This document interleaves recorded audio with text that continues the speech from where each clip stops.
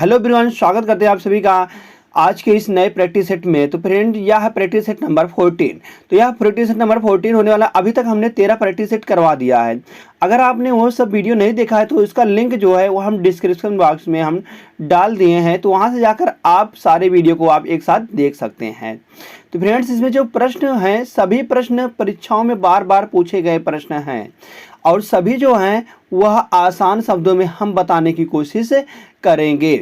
तो चलते हैं फ्रेंड्स, आप वीडियो में एक बात और, आप वीडियो में लास्ट तक जरूर बने रहिए, क्योंकि लास्ट में हम एक प्रश्न पूछते हैं, उसका जवाब आपको कमेंट करके बताना है कि इसका सही जवाब वाला ऑप्शन होगा।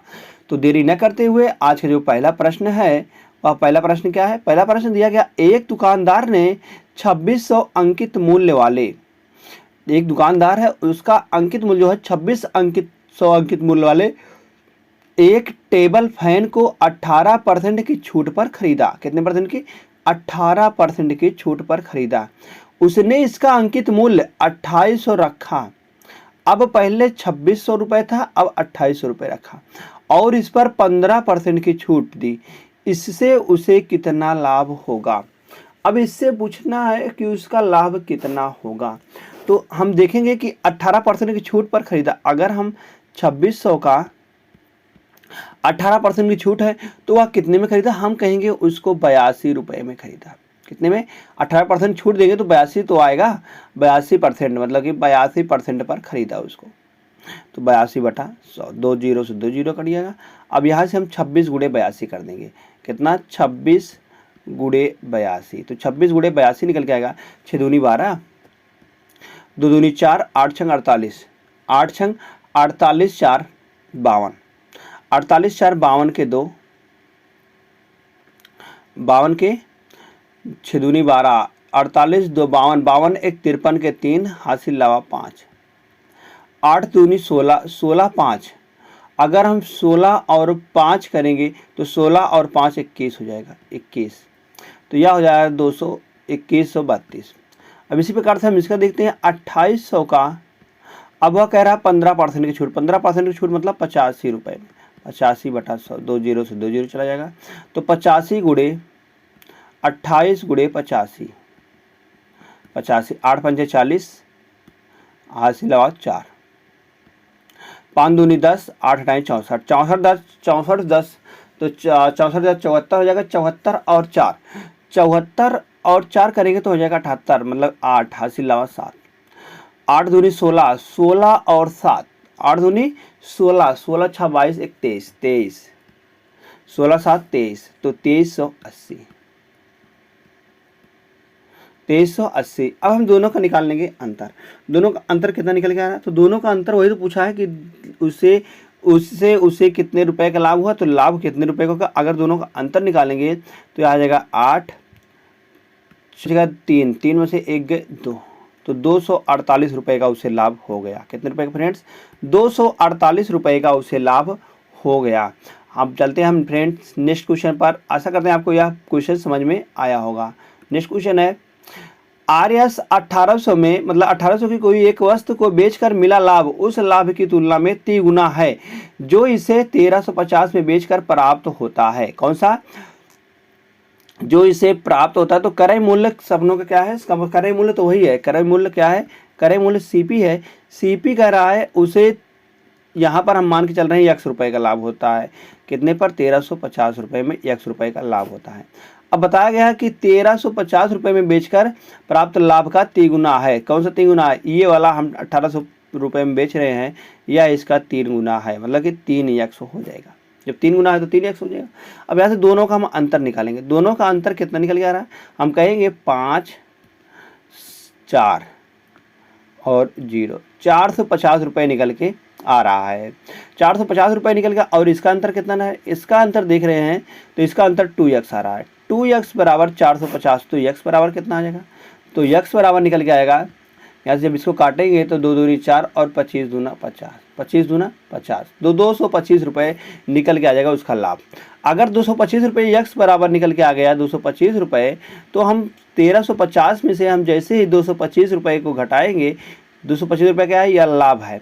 तो जब लाभ को हम घटा देंगे उसमें से, तो वह जो हमारा निकल गया वह क्रय मूल्य निकल जाएगा। तो 10 में से 5 गया, 5 आ जाएगा और यहाँ बच गया फ्रेंड्स 4 4 में से 2 गया 2, 3 3 में से 2 गया 1 और 1। 1125 रुपये उसका हो गया क्रय मूल्य। क्रय मूल्य कितना निकल गया फ्रेंड्स? क्रय मूल्य आ गया 1125 रुपये। तो 1125 रुपये ऑप्शन नंबर डी में है। तो ऑप्शन नंबर डी को हम सही लगा के नेक्स्ट क्वेश्चन पर चले जाएंगे।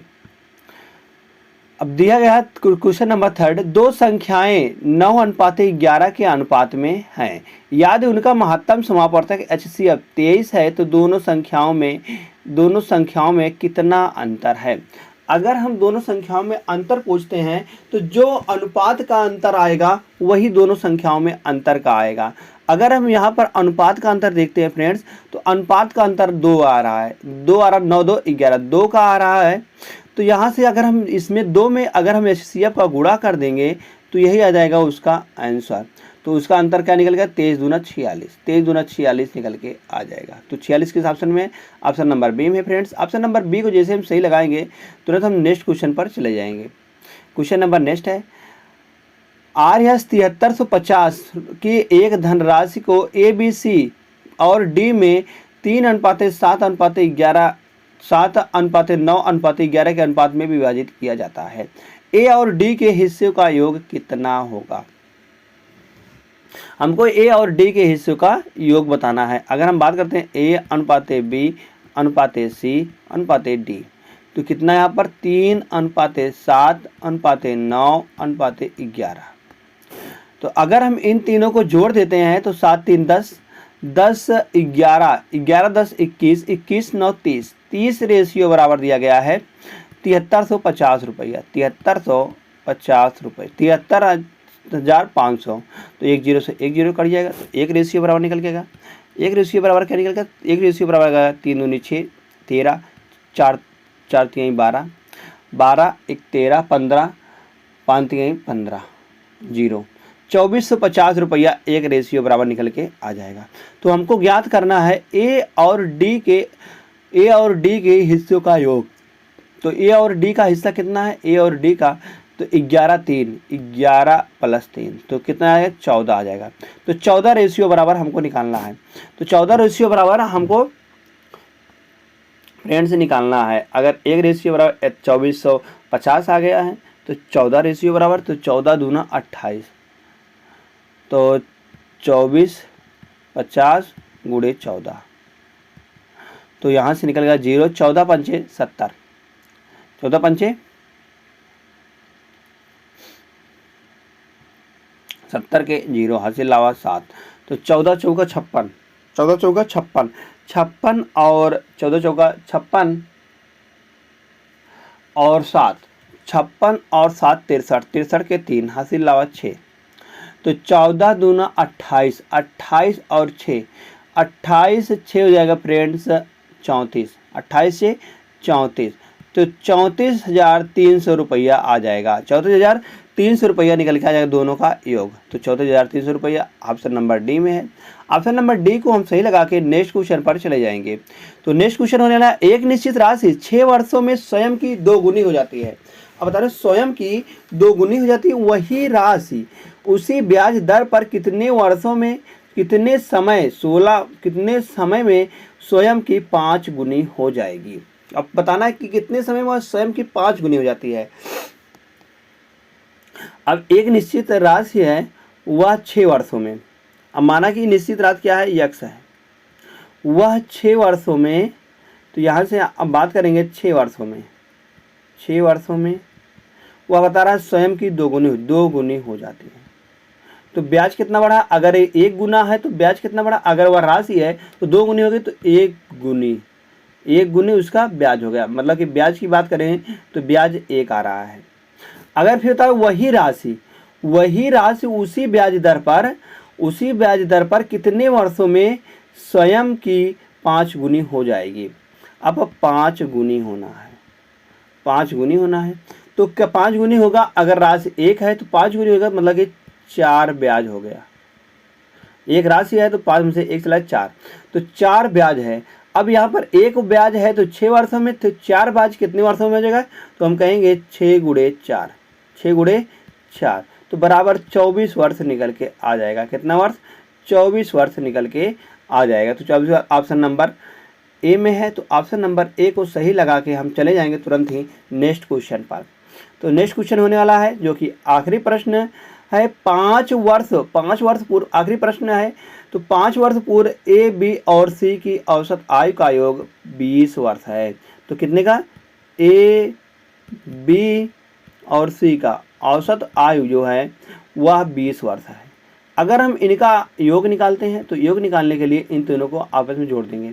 तो क्या है, 20 को हम 3 से गुणा कर देंगे। योग निकालने के लिए 20 को हम 3 से गुणा कर देंगे, तो 20 यहीं 60। इन सब का योग 60 आ गया। अब बताया गया कि 6 वर्ष पूर्व बी और सी की औसत आयु 9 वर्ष थी। 6 वर्ष पूर्व मतलब 6 वर्ष पहले बी प्लस सी की औसत आयु कितनी थी? 9 वर्ष थी।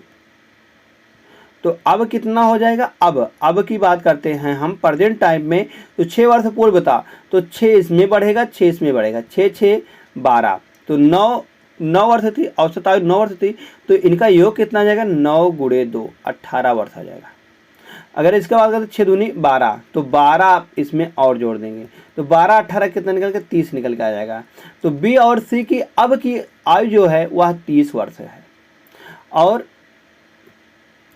यह जो है 5 वर्ष पूर्व है। कितना? 60 वर्ष जो है फ्रेंड्स, यह 5 वर्ष पूर्व है। तो अब की बात करते हैं, अब यहाँ पर आ जाएगा। अब तो 5 वर्ष पूर्व है, तो 5 इसमें बढ़ेगा, 5 इसमें भी बढ़ेगा, 5 इसमें भी बढ़ेगा, कुल मिलाकर 15 यहाँ पर बढ़ जाएगा। कैसे? तो 5 वर्ष पूर्व है, तो 5 वर्ष पूर्व सब में बढ़ेगा ना, 1 1 5 5, तो सब में हम 5 5 बढ़ा दिए। तो 60 और 15 की बात करेंगे तो 5 आएगा, 6 1 7 75 निकल के आ जाएगा। अब बताएगा अब से 3 वर्ष बाद ए की आयु वर्ष में कितनी हो जाएगी। अगर हम बात करते हैं अब में अगर हम इसको घटा देते हैं, बी और सी की आयु को घटा देते हैं, तो अब की प्रेजेंट की आ जाएगी सिर्फ ए की आयु, सिर्फ ए की आयु आ जाएगी अब। तो 75 में से अगर 30 को हम घटाते हैं फ्रेंड्स, तो यहाँ से निकल के आएगा 45 वर्ष जो निकल के आ रही है, यह ए की आयु आ रही है। ए की आयु आ रही है, ए की अब की आयु कितना? 45 वर्ष निकल के आ रही है। अब पूछा गया अब से 3 वर्ष बाद, अब इसमें हम 3 वर्ष और जोड़ देंगे। 3 वर्ष तो बाद पूछा है, तो 45 और 3 48। तो 3 वर्ष बाद कितने वर्ष का हो जाएगा? तो हम कहेंगे 3 वर्ष बाद हुआ 48 वर्ष का हो जाएगा। तो 48 किसमें है? 48 ऑप्शन नंबर डी में है फ्रेंड्स। तो ऑप्शन नंबर डी का हम सही लगा के हम तुरंत चले जाएंगे क्वेश्चन नंबर नेक्स्ट पर।